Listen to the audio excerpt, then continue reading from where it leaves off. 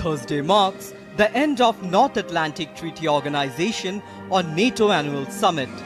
This year, the event marked 75 years of the alliance with a clear focus on backing Ukraine.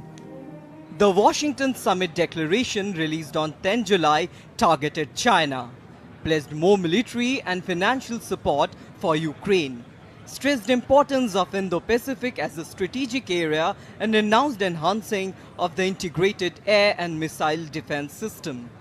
The NATO members formally declared Ukraine on an irreversible path to membership in the Western Military Alliance. NATO member states issued joint declaration outlining various points under headers like Ukraine, Russia, Indo-Pacific and China. Ukraine was a major issue discussed in the summit. Allies intend to provide Ukraine with minimum funding of $43.28 billion in military aid. The alliance will continue to support Ukraine on its irreversible path to full Euro-Atlantic integration, including NATO membership.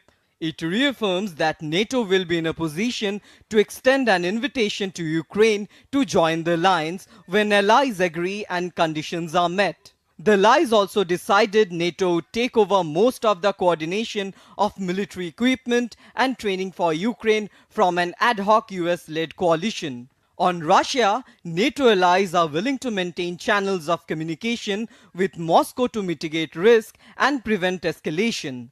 NATO called China a decisive enabler of Russia-Ukraine conflict. It called on China to cease all material and political support for Russia's operation in Ukraine, while taking serious concern of China's space capabilities.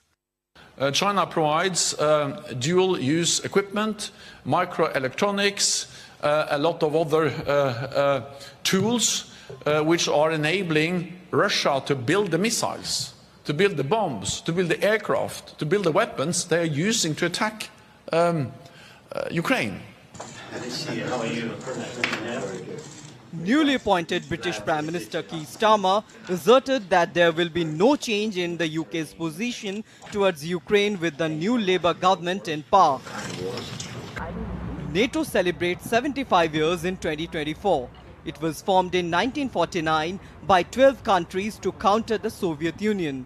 Initially focused on collective security, it expanded its scope to include crisis management and cooperative security. From 12 original members, NATO has grown to 32, with Sweden joining recently.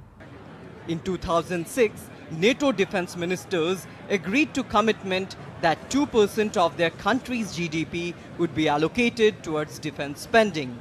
Bureau report for DD India.